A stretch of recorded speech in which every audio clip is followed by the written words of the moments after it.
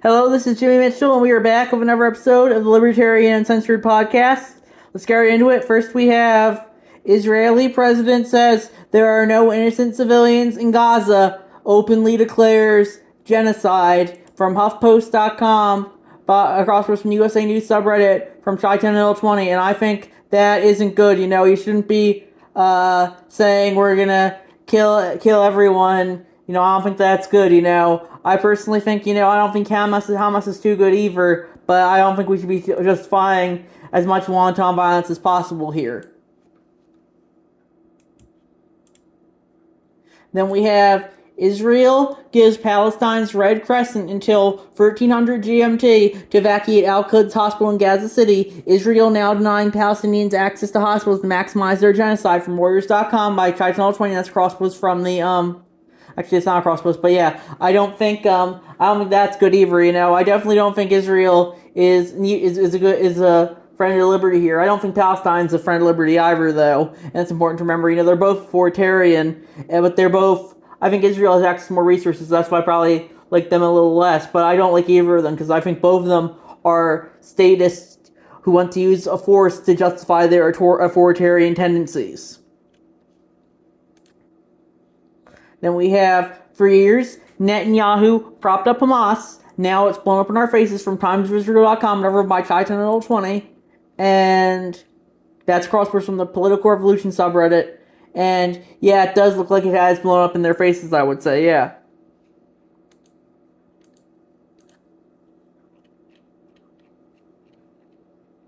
Then we have, I got banned from Adorable Standard 25. And they said I got banned from the main server saying baristas should be able to pay for a one-bedroom apartment. How can ideology obsessed with liberty and progress restrict freedom of expression to the point of immediately censoring any ideas they don't agree with? And I would agree with that. I don't think we should be censoring as much as possible, and that's something I personally don't care for. Yeah. I'm very more on the free speech side of thing, That's something that I always try and support, I think, yeah. Then we have, this was the old guy paraded as national hero by capitalist Western press from, everyone by Chi10L20, and that's from the, Velocity subreddit, and it looks like this is this guy's like saying attack them and don't wait for them. People say they're hero, but they're not really. Everyone's a hero in their own story, I guess. But I don't think people who choose to use force to further their agenda are heroes. I would say people who use words are much more likely to be heroes, I would say. Then we have on Sky News, ex-Israeli PM Naftali Bennett was asked, and it's a crossword from the Endless War subreddit by Chi10L20. And yeah, I definitely don't trust him either. I would say he's probably better than Netanyahu, but I don't really care for him ever. I would say, I think we should just have. Hopefully, these guys will be able to go make peace soon. But I don't know how likely that's going to be. People just always want it their way, or else they'll have to rough it like a toddler, and that's what you always see when it comes to war. Then we have the latest butchery in the Middle East as part of the march to a generalized war, interested in internationalist communist tendency from leftcom.org by Chi10L20, and that's crosswords from the Libertarian Socialism subreddit. And I definitely would kind of agree with that. I feel like we just have all of these endless wars at this point, and that's why I think they'll probably amp up World War III soon. I think because we have all this other stuff going on. Then we have exactly as happened with COVID and then with the war in Ukraine, the multi-pronged censorship scheme that Western governments have implemented has once again activated. Again, to a shockingly new level, to ban dissent from EU policy on the Israel/Gaza war from Glenn Ringwald on Twitter, and I posted that, and I said, just goes to show why free speech is so important. The state will ban any and all views that dissent from it and have the monopoly on force to do so.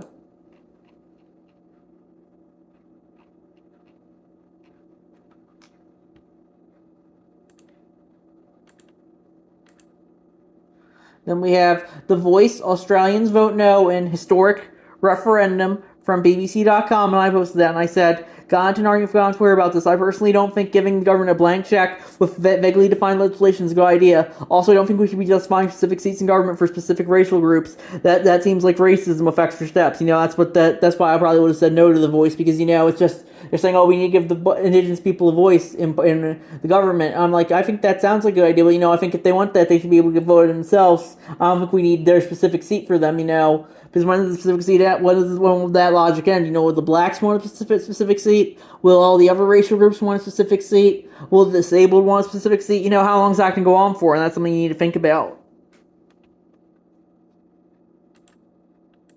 Then we have their definition of a Trump supporter includes someone who thinks Trump is a dumbass and not a very good president. You either think he's the worst thing that happened in America in decades, worse by far than 9/11, or you're a Trump supporter in their head. From Michael Malice on Twitter, and I posted that. And I said,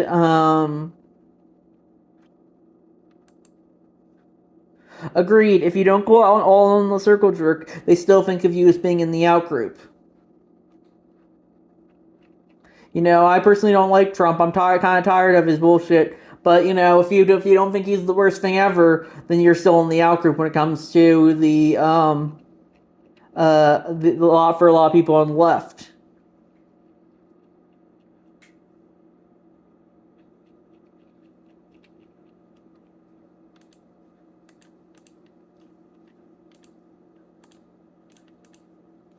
Then we have FIRE is a USA oil oligarch-funded pro-authoritarian association from sourcewatch.org by Comrade Prodhone, and they added, unfortunately, I've seen some crypto-fascists on sub pushing FIRE propaganda. Use this link to call them out.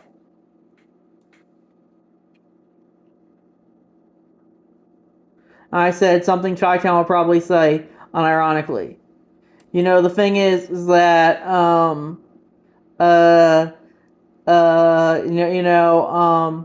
if I personally think, they try and push groups like Media Matters as, he says, oh, Media Matters says, FIRE is right-wing funded, and I said Media Matters is funded by billionaires as well, but you don't care since they have the correct politics. Then we have reminder that while Hamas's attack from Gaza was terroristic, the continued Israeli taking of life and property in the West Bank is openly authoritarian. Israeli settlers take advantage of Gaza chaos to attack Palestinians in West Bank from the Intercept.com. That's by Baton 13. And I definitely don't think that's good. I don't think people should be using violence to get their agenda, and that's something that we need to remember.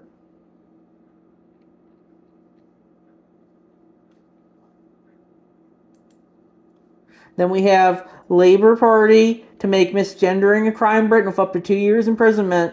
Report from Breitbart.com, and I posted that, and I said, I don't think people should be mean, but I don't think it should be illegal to be mean either. They did arrest a guy recently for posting a meme of on Facebook about four in Britain. It was like 4 trans flags arranged in the shape of a swastika on Facebook, and they arrested him. So that's why I do think we should be trying to stop physical violations, but I think this might be used to go against free speech, and that's something that's important to remember. How they'll eventually start arresting people for comments they make on social media, and I don't think that's something that we should be justifying.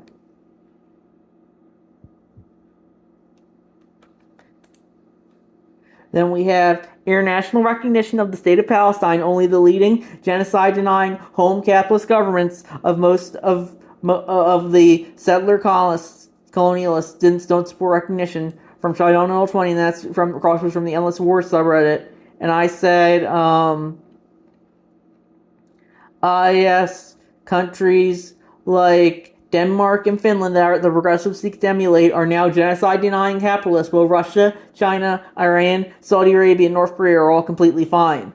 It's funny that it's funny that the Kosovo recognition map is the inverse for a lot of countries, because they're all in just it's all just these entangling alliances, and that's not something I personally care for. Then we have CNN anchor Victor Blackwell realizes in real time that his show is actively cheering Israeli government war crimes against Palestinian civilians. And that's from Channel 20, and I would agree. That's across from the majority of reports, but I would agree that's not good. I don't think we should be justifying violence at all, I would say.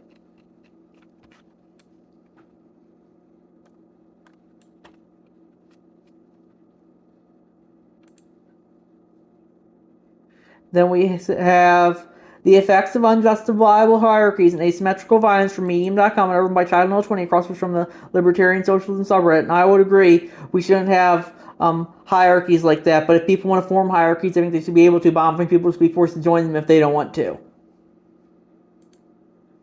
Then we saw a bunch of these posters downtown. Previously, this sort of thing was easy to dismiss as just unhinged leftist LARPing, but given that what we now know, some of these people believe liberation means, it's easy to see. Stuff like this now comes off as a lot more ominous and sinister, and that's just, the picture was of a flyer that said, ecological lapse, no liberation through the state, 150 plus years of genocide, follow your dreams, kill Canada, and I personally said,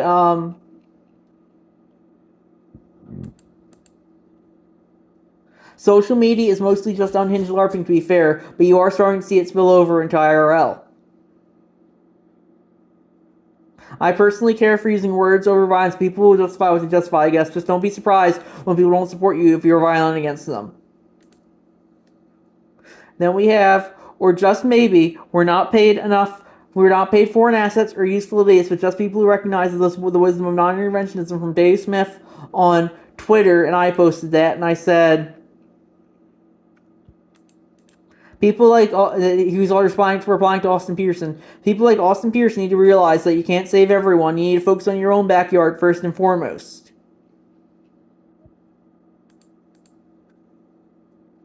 The U.S. doesn't have jurisdiction in Israel, just like it didn't in Iraq, Libya, Afghanistan, etc., but they sure will justify throwing as much resources there as possible. Maybe they should try and save more people on the home front instead, I don't know. I personally do support government throwing the least amount of money around as possible, but with that being said, if they use all their money that they gave countries like Israel and Ukraine on the home front instead to help the disadvantaged, that would be a preferable alternative, I would say.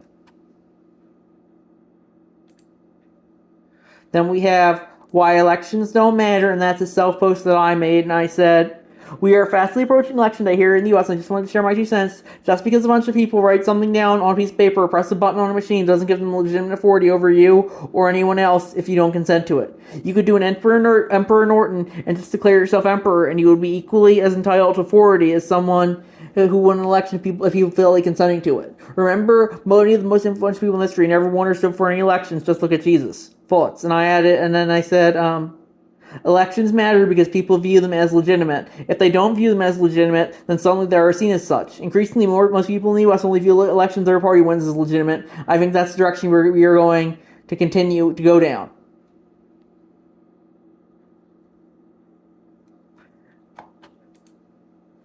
Then we have finally gotten banned from Libertarian, or Libertarian, that's a self-post that I made, and I said, I'm probably going to be staying more active on this subreddit, so people here, frankly, need my perspective a lot more than there.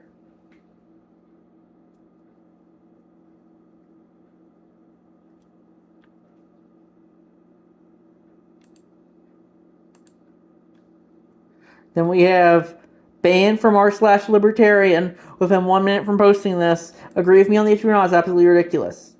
And yeah, I would agree with that. I personally think we need as much free speech as possible. r/Libertarian, they always seem to talk about freedom of association, but I think we need to support free speech over freedom of association, I would say, because I believe we need people to all be able to share their own views on something, I would say.